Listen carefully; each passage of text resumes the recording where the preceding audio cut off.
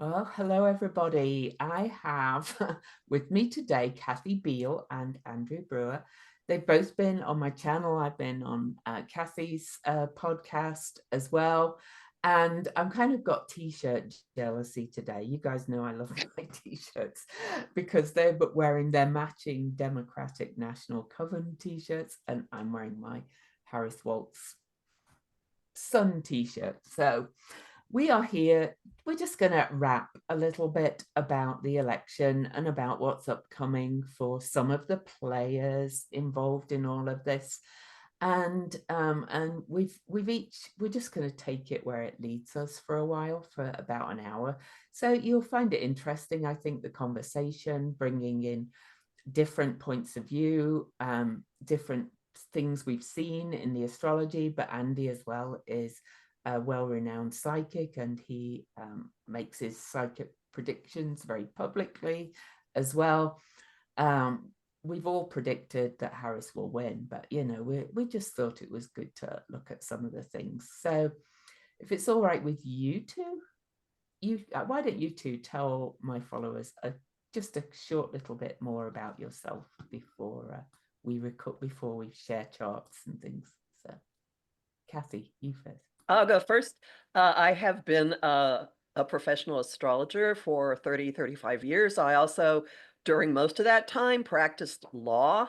So I have a background, I have a packed ninth house, basically, in my chart, and I've lived it out many ways. So I look at things from both an incredibly logical point of view and also with a fair amount of intuition and looking for the big picture. One of the things I am fixated on is what I call storytelling astrology, where certain degrees or certain aspects will jump out at me and I'll start tracking them. And I have found it to bring a really high degree of accuracy. And I have a number of little storylines I can add to this conversation. My site is empowermentunlimited.net. I put a lot of stuff on Facebook in a group called the Astro Insight Lounge that picks out things going on in the current world and how they are playing out the transits. That's just some of the stuff. And I also have an ongoing near daily conversation with Andy about all these things. So and now it might be a three-way one. But anyway, yeah, Andy. right. And Louise and I are always messaging. So Mr. Brewer. Tell everybody about you. My name is Andy. I am professional psychic, kind of reluctantly got into this way back in the 80s. I've been on TV, I've done a bunch of stuff. I've been called the most controversial psychic in the world. That's always a good time. And so I use astrology. So I'm going to try to keep up with two master astrologers. But primarily, I work on emotions. I try to feel the collective emotions and make my predictions based on that. I've said for a long time a lot of things about Trump, which people didn't believe at the time, which seem to be playing out now. And I'm excited to be here, two magical women, and I'm just going to kind of ride along. But just real briefly, I was very adamant that Trump would have issues like he had in 2020, and I've been very adamant about how I think it's going to play out in 2024. And I expect Kamala to win. I don't expect any issues from Trump. I expect him to try, but I don't really expect much to happen. And so, hi. So here we go. And I'm representing the Ohio delegation of the Democratic National Coven. So thank you. And thank you, Kathy, for my t-shirt. And I'm representing the Utah delegation. But anyway, there's a few things we've noticed that we wanted to talk today about quickly, going through a couple of things. Elon Musk we'll come back to, but I want to thank Gary Lorentzen in the Mundane Astrologers group on Facebook for pointing out the chart for the last fascist convention at Madison Square Gardens that took place in 1939 on February the 20th. at the same spot. You know, you cannot make this stuff up. And then when I'll take his chart off, if we put the chart in for last night or yesterday, apparently the meeting that happened yesterday started at 2:47 p.m. Gary Lorentzen is amazing at kind of sitting there with the stopwatch. and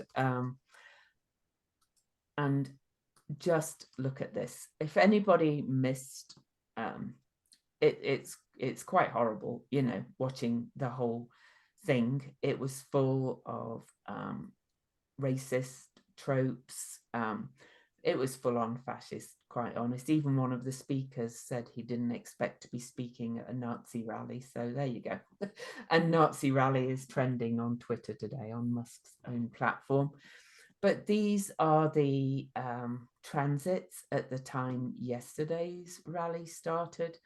And what we are noticing, of course, and what everybody's going to notice, is that Pluto was at exactly the opposite point.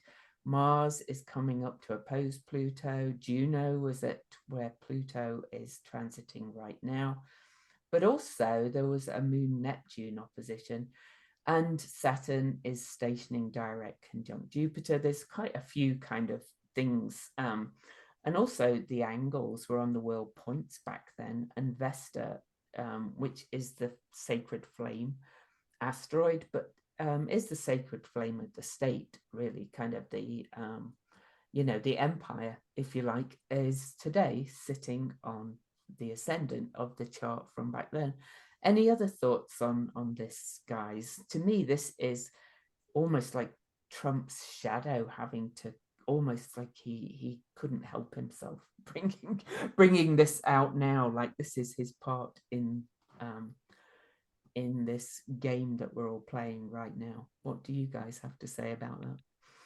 Well, about when we were talking before the camera went on, Andy pointed out that the nodes in the 1939 chart, North Node at 10 Scorpio in the house of money, and then the South Node at 10 Taurus up there in the 8th house of resources and other people's money, is forming a T-square to Trump's Pluto, which is at 10 degrees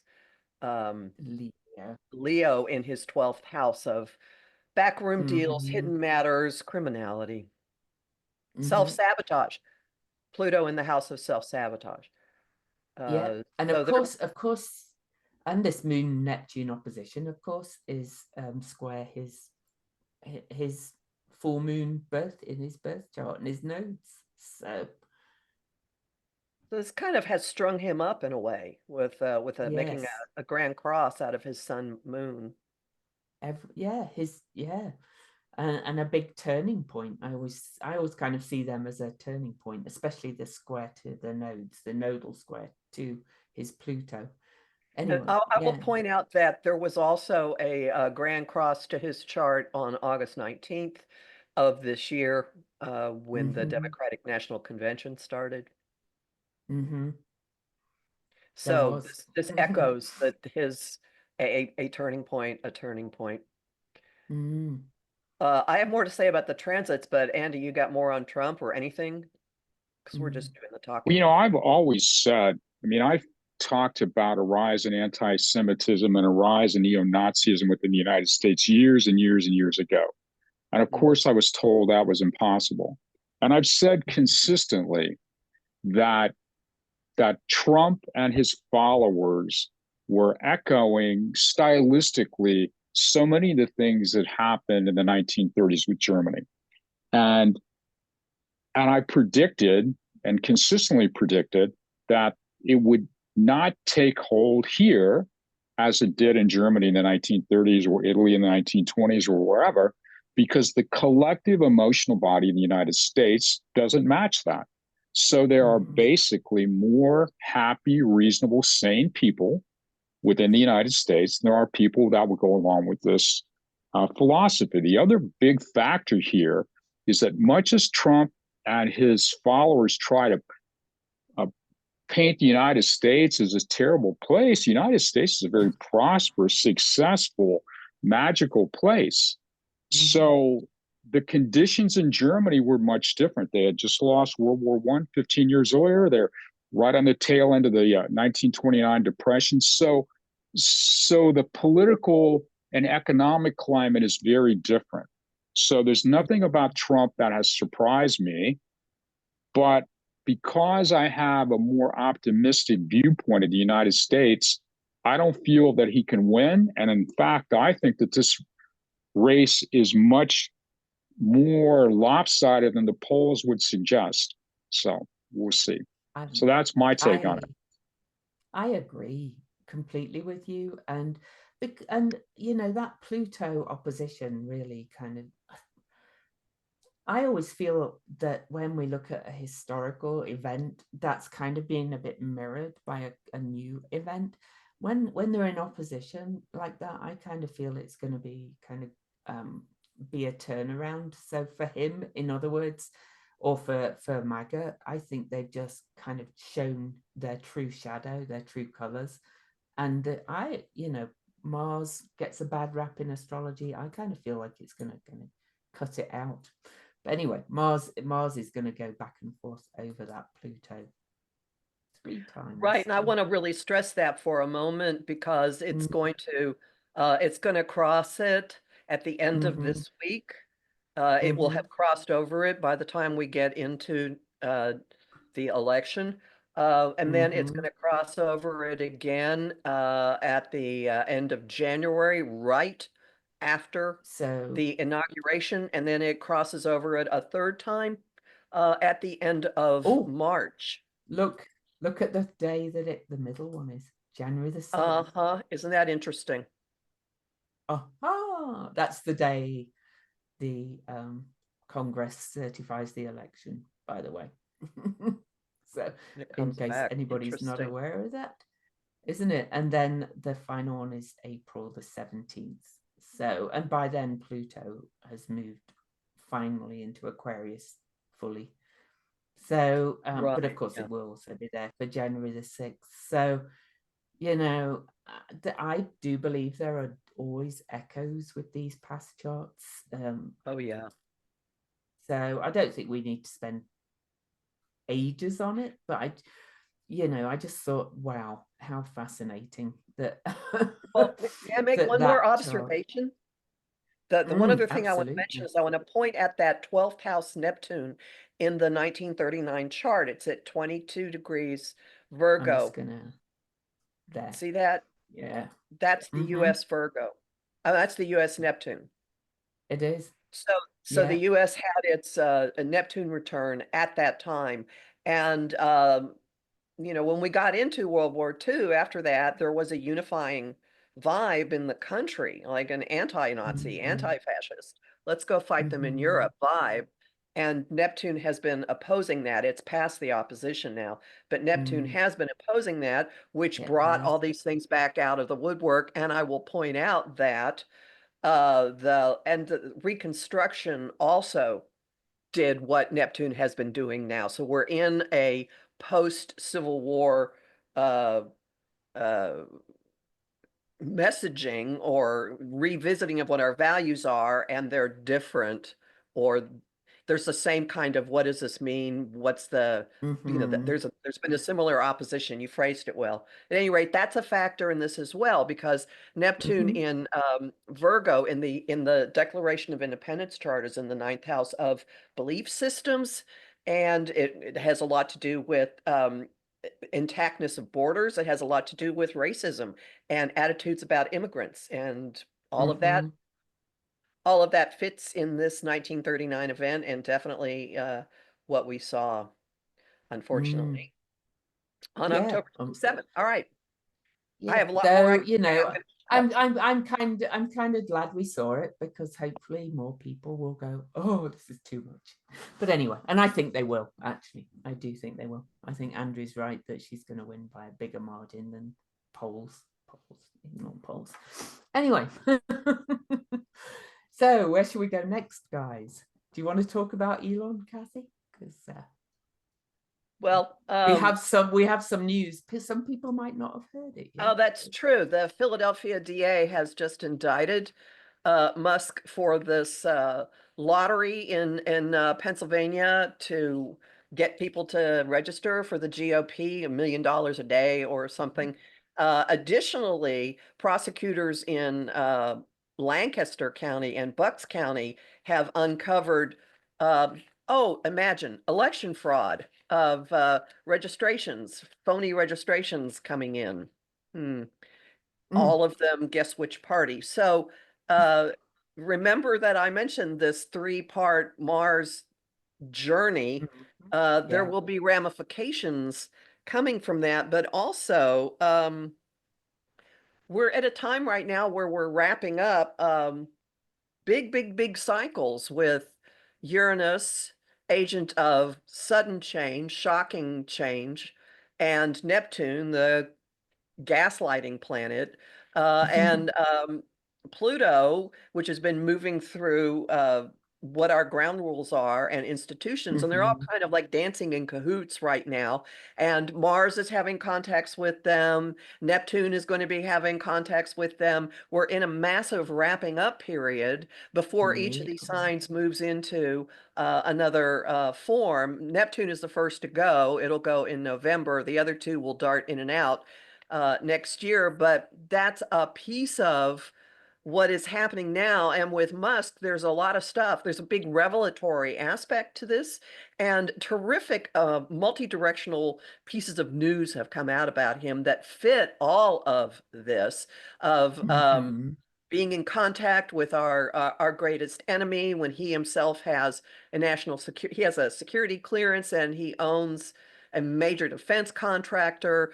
News that he has that he worked illegally in the country, and probably, if that's the case, then his naturalization application would have had a lie on it. And the fact that Biden actually spoke out about it, he doesn't talk about people.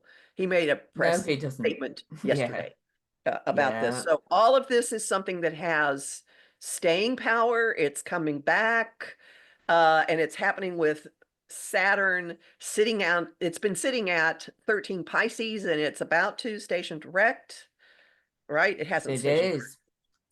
So no, it's about to. 15th, November 15th, I think, isn't it? So all of these things are like teeing up, and they all have legs. They all have consequences. Oh, they do. So I'm going to get his chart up just for a minute, and because it's the way I kind of tune into it. But I'm not going to bother getting the other charts up, but I do want to say that he has this Nessus-Venus conjunction at 19 Gemini, which is conjunct Donald Trump's North Node. Nessus reveals abuses of power as a centaur. Also, his series is pretty much on Harris's ascendant, right? 24. They've kind of, he's almost like he's showing us kind of something about the others. His Mercury's on our sun, and he took control of Twitter. Yes. Now X. Oh yeah, exactly. Conjunct the USA's sun. So you can't believe. And his Pluto is being opposed by Neptune right now. So his Pluto is trine the US Pluto, but his Jupiter over there at 27 Scorpio is exactly square the US moon, which represents people. The people. So you could just say these people are just kind of perfectly playing their karmic destiny, if you like, really, in some ways. Andy, do you have anything to say about Elon? I mean, I think that what it really speaks to is the way that geopolitical factors are influencing the way we frame this election, that are likely being created by outside forces that stand to gain from the United States being weakened from within. And we never really address that. And we don't address the influence of Russia or other parties, nor do we look at the ways that privatization has put United States national security at risk. So I think that There was an article in the Wall Street Journal, not the most liberal rag on the earth, just a few days ago. Kathy and I talked about this, showing how the Starlink system that Musk has, which there's a defense contract, much of NASA's rocket launching capability is tied into the Starlink system. It was being used in Ukraine as a support for Ukrainians, but then it appears as if that support was then moved towards Russia. There's a lot of things behind the scenes that I think we need to look at. This includes Trump, how Trump has been funded behind the scenes, Jared Kushner. There are a lot of things, but ultimately when it comes down to, in my opinion, is this. No, go ahead. Well, I was just going to say we found out that Elon's been talking to Putin, but go on, you go ahead too. Yeah. Elon's been talking to Putin, and so we put ourselves at a certain amount of risk. And so this whole collective narrative from QAnon onwards has been to reframe the cognitive base for the United States, the majority of people in the United States, so they lose the ability to question, well, why is this happening? This doesn't seem to make sense. And that to me is a collective design. I've said for forever that Nazism would arise within the United States.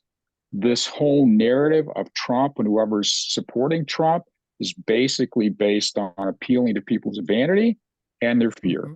And people who are tied into questions of vanity and fear tend to act in silly ways. And I think that that's really the preponderance of the United States on the Trump side. And now we're seeing in graphic terms what I said all along, which evidently wasn't graphic enough for people to see. I think that people are seeing now just where this was leading and that the truth is coming out. And I do think that people are going to say, no mas, we're not doing this. And that's why I think that Kamala will win big.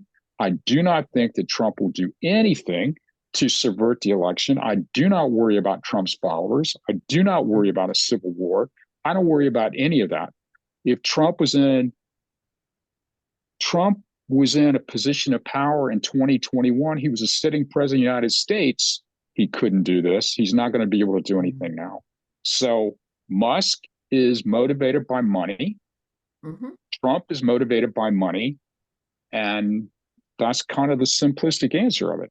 And, I just don't think that the fear is the fertile ground for Trump, just as it was for Hitler.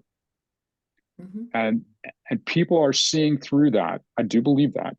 And so I think that the pushback, and especially thank God for women, that the pushback against Trump and this GOP Project 2025 agenda will fail. So that's my speech for the moment. I do feel like it's a bit of a reckoning for the United States, though, for what we've allowed to leak in and take control and things. What's your thoughts on that, Kathy? I correlate that to all the activity that's involved Gemini. No offense, Geminis.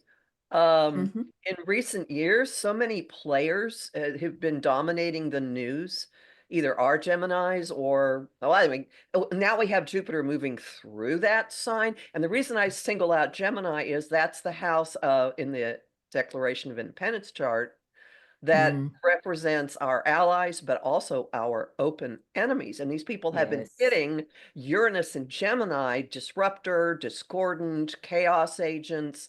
Trump's got Uranus and Gemini in his 10th most public house. That's part of what he is. He's a chaos agent. He shakes things up. He shows things differently.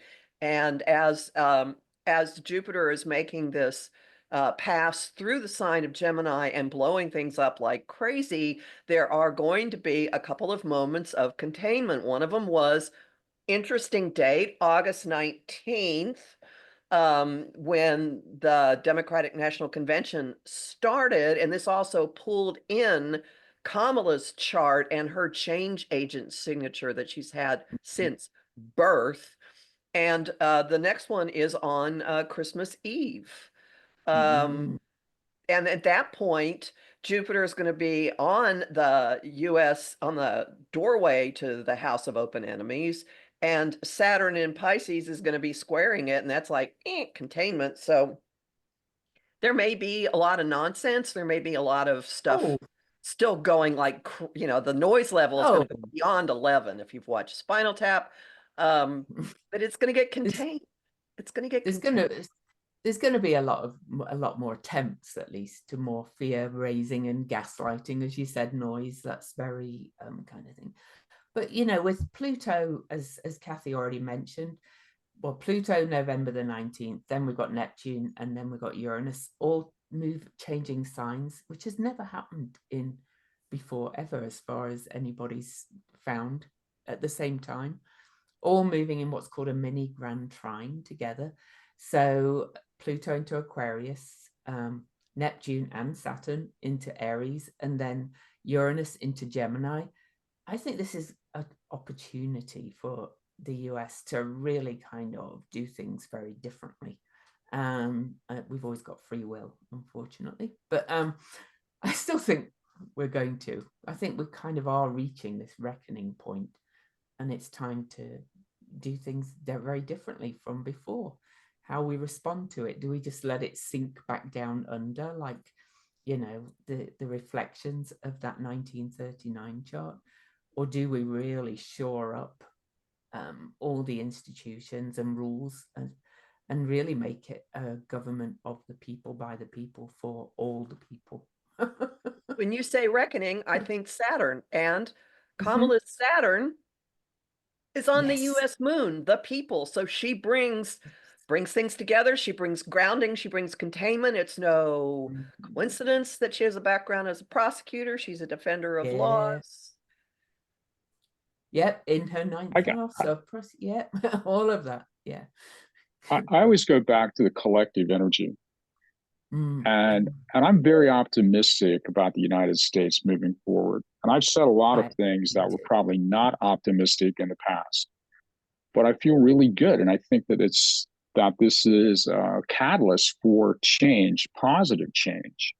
Mm-hmm. So I don't worry I about Trump's followers. I don't worry about any of those things, and I mean, historically, my views of Trump were always kind of contrary to what was considered reasonable, but they turned out to be historically pretty accurate. I just think that he fades away. I predicted that he would be indicted for financial fraud and things like that, where people said that was impossible. I said that all these things. I believe Trump loses. I believe that Trump is in early dementia. I think that Trump ends up in prison or in a lockdown facility for geriatric psychological patients. I just think that we go into a happy space. And I think mm, that this collective racist white boy nonsense will go away. And mm, I've been very adamant in that vision, and I'm sticking with it. I mean, he could win. I find that almost next to impossible to believe, but I guess it's possible. But I don't think that any measures that he might plan on taking will work. There's no doubt that that's their ace in the hole, but it didn't work in 2021. It won't work in 2025. mm-hmm. That's what I Yeah. believe. I'll back up one thing you said with some astrology, and that is Trump's birthday chart for this year, his solar return chart, has a stellium in the 12th house, which is the house of self-undoing. It's the house of institutions. It's the house of retreat. It's a house of imprisonment. And that included it was Jupiter, Mercury, Sun, Venus. And Mercury rules in his solar return chart, it rules his fourth house of home. That to me is not somebody out in the world. That is confinement. And that is in place Mm, at least through his birthday. Some think 3 months afterwards, but that's what he's in the middle of now. mm, That is not consistent with I'm going to go be the leader of the free world at all. That is consistent with I'm going to be stuck somewhere. And mhm, as I mentioned, and there are three big things in March that really back that up. I think just to throw some things in here, I looked at the chart for November 26th, which is when the New York conviction sentencing hearing is supposed to be. And assuming that the judge does not delay it again, it looks very much like a jail sentence is going to come out of that, which might be home arrest, might be a monitor, but it looks very much like a jail sentence is going to be part of it. And then in March, 3 things happen that are consistent with him not walking around freely anymore at all. And you and I have talked about this, Andy. So he's had a wrecking ball going across his midheaven, and Yes. and that's the 3rd time it hits. And when Uranus is crossing over the doorway to your public life, everything in your life changes drastically, unpredictably, and this will be the final push.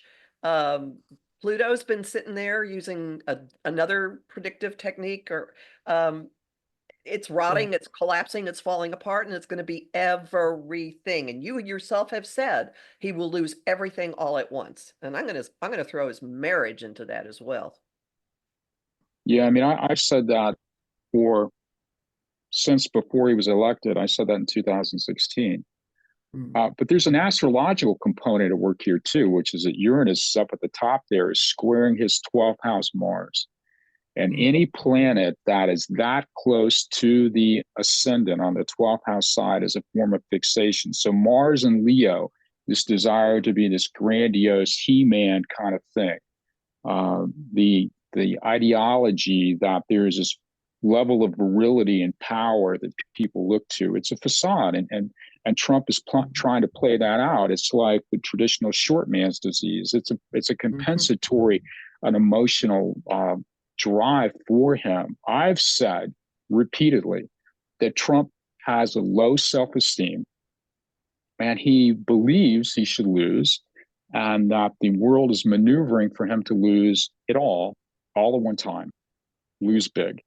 And that's what I expect. And so from an astrological standpoint, I think you could build a strong case that square with Uranus up there crossing his midheaven, that 12th house Mars in Leo is like a time bomb to his psychology, his emotional foundation. And because he's losing that ability to be slick and charismatic, in part that's because of early dementia, in part because he's under a lot of stress, he's fatigued. His natural ability to mask that is, they're like holes in that. And that's why so much of what he might have been able to do before is not working the same way. People are being able to see behind the magic curtain here. I just do not see any way that he survives this intact. He is in cognitive decline. The world is moving in alignment to say we're over it.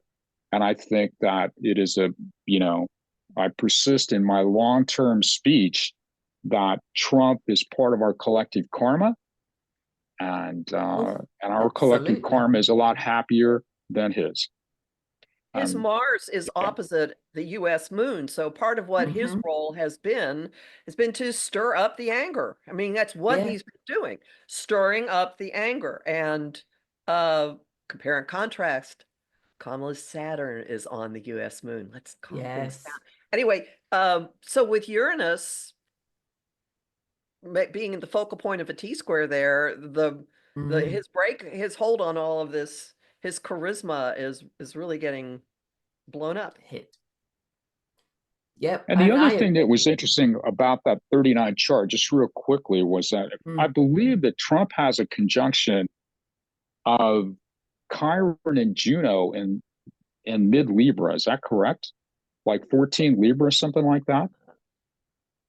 I think so. Does. Right. Yes, he does. They're at 14 Libra. And wasn't Saturn at like 15 Aries in 1939? I'm gonna get that chart back up again. So in that, I mean, I think Juno has more at work here.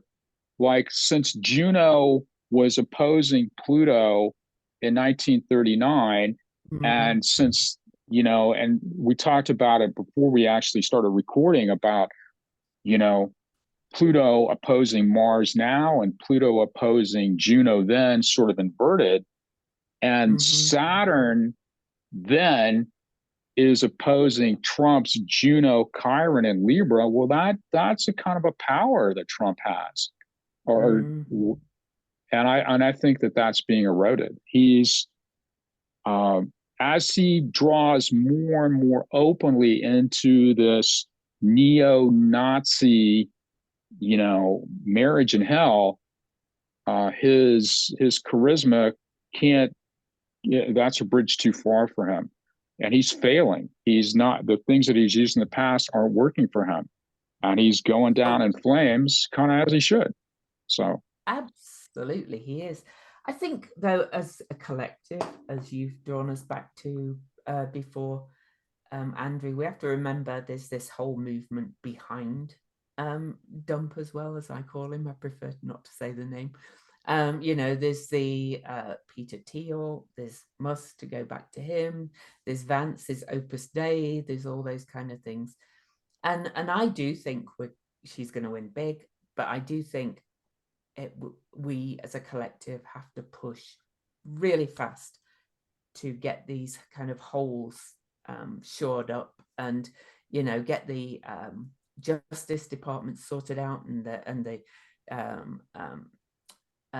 all the holes in the Constitution that they pointed out, and get the Supreme Court sorted out. Not make it all Democrat, no, make it all more even. People who actually follow precedent. Yes, yeah. So I'd be happy if they just follow the laws as they were actually written. Exactly. I don't care. Let's find a middle ground. But if there's an existing law and it's been agreed upon, why don't we act as if there's some credence to that and apply it to everyone? If we did that, we wouldn't have this tremendous polarity. Yeah, definitely. Now, Kathy, you had some interesting thoughts on Harris becoming Mamala. I'd love to. So I looked at, If you want to share a chart, you can share it, because you're co-host. Oh, well, these are all. Let me just say what they are, as I know that we're her progressed. There are a number of developments in her progress chart and her solar arc directions, which are like what you've evolved into. So she has, this is why no one quite, she came across as very, very controlled and constrained until just recently. And suddenly she's this Miss Warmth and the joyful warrior. And I'm like, where did this come from? Well, she has evolved into really, really nurturing contacts from a number of directions with the US chart. Her progressed moon is on our sun. So her nurturing nature is on the identity of this country. Her converse solar arc moon, now that's just okay. So another way of looking at things, her moon is on the US moon. It is exactly the same. So what she has evolved into for what her emotional drivers are absolutely consistent with the people, the mood of the people. And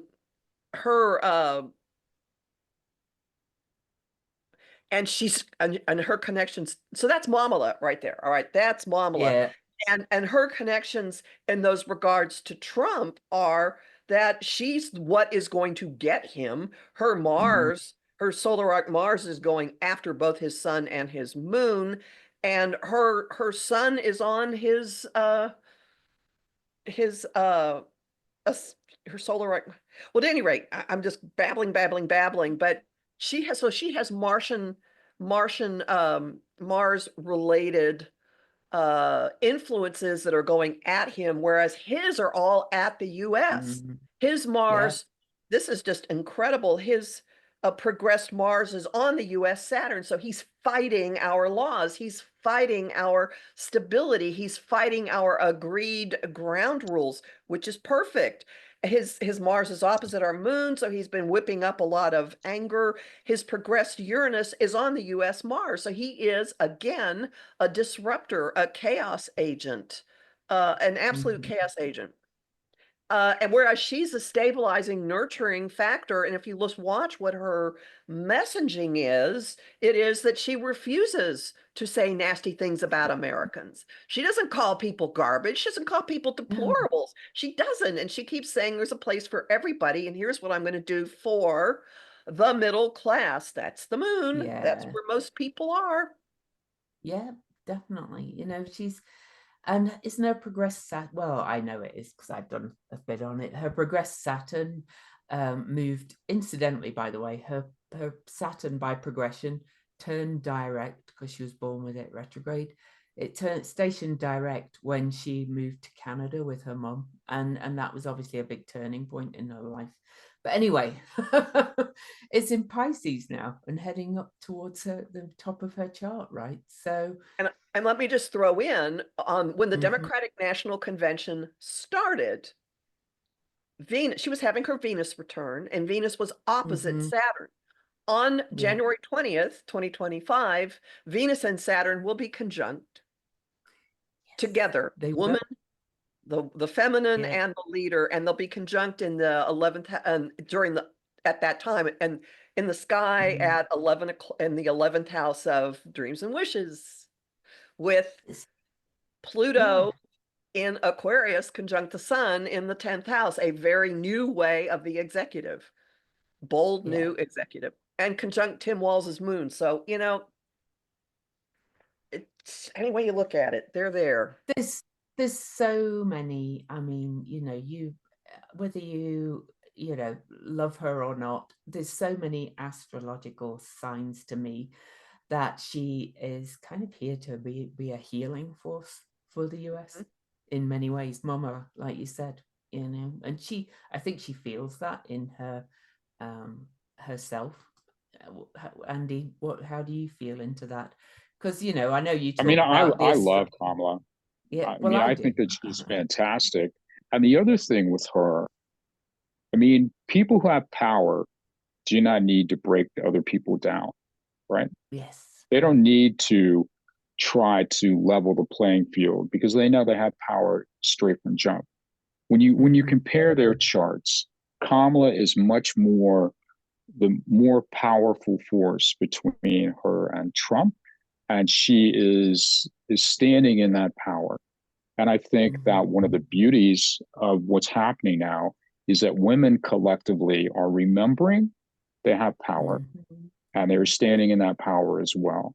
I think that would be the most fantastic thing that ever happened to this country was if we could eliminate some of these old cultural narratives designed to suppress women and keep them, barefoot and pregnant and let them really shine. We would be much better off. But the one who is the loudest is typically the weakest. And Trump is the louder of the two. He is the weaker of the two. She is the more competent by light years, but she's also the more powerful. And Trump's mythology of him as a powerful force is basically a mythology. Kamala is actually a powerhouse, and she exhibits that. And I think it's going to be good for people to see a biracial woman stand in power. And I think that in and of itself is going to be a transformative healing event and process for people to see, so that little girls can see powerful women, and we can change the ways in which we basically ruin people psychologically as children. The United States is in a collective, is in basically PTSD. And I think we need to heal. And I expect that the next 20 years are going to be that healing. And so I'm incredibly optimistic. And I think everything that you two are saying about her is dead on. And I expect that she will, will be a catalyst for a lot of positive changes. And I think that people will, once they're given an opportunity to be seen and heard, will step up. I think that, the average person, quote unquote, gets a bad rap. They try to make this white boy elitist nonsense that they're the only ones that know anything. But there are a lot of people, in the communities who can make a gigantic difference. And I think that's also going to happen, which I think, and I'm not sure how the charts reflect that. You two will know that better than I. but I feel like we are ushering in. I mean, this is really a pivotal moment, right? Mhm. If if if Hitler had not come to power, or Mussolini had not come to power, right? Would that have changed the direction of the world? Most likely, for sure, right? The United States is not going down some dark path, no matter how many people try to push it, no matter how many billionaires try to make it happen, no matter how many people sell out to Russia. It's not going to happen. People need to be in a happy space and try to stop worrying about it. Trump is creating, and Trump's followers and the media that support him and whatever apparatus is behind it are trying to create a climate where fear is driving people. And when they're fearful, maybe they're not going to stand in their power. And Kamala's like, oh, hell no, girl. I'm the one in control here. And that is an important message for all of us. And I think that she is a genius in how she's doing this. And I think that her campaign is just right on. And so, again, I am incredibly optimistic. And I still say she wins, and nothing happens that's bad afterwards. No matter what Trump tries, it will fail. Can I say one thing about astrology itself, though? Kathy's actually already, we've talked for a gathering that I'm putting out in January, but talking of stories we tell through astrology and things, I had one commenter tell me she would not win because she has a debilitated son. Can I say bullshit? You know. What does that mean? She has a debilitated son. Does that mean she's son like a square with Saturn or something? What is she talking about? No, her son is in Libra, and so it's opposing Aries, a fire sign. So in ancient astrology, they said that was debilitated. And every Libran on Earth is could never be president or could never be successful because they have a debilitated son. Can we just drop those stories too, please? Yeah. What do you say, Kathy? May I just jump in with this as sort of a non-astrologer in the family? When I look at astrology, what I'm looking at is a group, like a cocktail party, and all these planets have personalities and they have to get together. And there's a time element, when it's your turn to talk now, and we're going to, the idea that one specific element defines anything, I don't go along with. It is the collective integration. That's why people are so magical, because it's a blend. Your astrology is a melting pot, just like the collective is a melting pot. It's a whole story, right, Kathy? For sure. Kathy, you're nodding. You're looking like. This explains why Vedic astrologers are saying that she's going to lose. I don't get it. Okay, well, all right. Yeah, that's I know. Simplistic way of looking at things, isn't it? Yeah. Just no. Please don't do that. Anyway, it's giving somebody a categorical statement. You're really, everything has a spectrum of possibilities, and if you cram down someone's throat, okay, here's my personal experience with this. First astrologer I ever went to told me I should consider any love life a gift from God. That's because I have Pisces conjunct my ascendant. You telling a 24-year-old, tough luck, little one, you have this. So, if you ever have it, you should be really, really honored. You don't make categorical statements like that to anybody about their chart, because everything has a spectrum, and the chart will say the same thing from 5 different directions. Always. Always. If it says it once, it says it this way, this way, this way, this way. Good grief. That's what makes me really angry. And you're playing into a level of playing into God. You're playing into, you're confusing yourself with the message. And no, you're giving us all a bad name. Stop doing that. And that's why I personally refuse to use terms like debilitated and detriment or exaltation. I don't use malefics and things. Whatever the rest of these things are. Benefics, malefics, all of that, because you're putting that idea in people's minds. So just stop, people. Anyway. So, Saturn can be nice. Saturn, right? oh, Saturn can be wonderful. nice. I mean, there's a love lot of Saturn. things. You know, I mean, Saturn is I believe commitment, diligence. it's stability. It's, Yeah. you know, sometimes we need to organize the closet to find things. It's fine. Yeah. I just think that it's important for people to believe in themselves and to not let other people rain on their parade without Yeah. getting an umbrella and deciding to go out and dance anyway. And I just think that so many voices are trying to define a black and white narrative, which is not how the world operates. No. And it's not how individuals should operate. And so I've been on my little campaign why I was the most controversial psychic in the world, I guess, was because I was in opposition to people saying you're either this or you're this. You know? I know. Well, I've been on that campaign for a long time too, and you know, the best-selling book I wrote, The Complete Guide to Astrology, with a black and white cover, tried to get us to. Oh, he's disappeared. Oh, we've lost him. Yep, he's back. No, he's still there. But you know, I was saying, please, can we just change the language and remember what the people you're speaking to are receiving. And I think we need to do that at all levels, not just with a consultation. We need to do it with how we speak publicly about astrology as well. It's just, anyway, that's my. So I think we've probably gone long enough, guys, for this one. If we get chance, we didn't have any more to say, we might. It's been fun. Thank you both. It has been fun. Thank you very much, Louise, for doing this. Yeah, I know. Well, I love doing these kind of rap kind of things. So thank you to both of you, and see you all next time. See you all next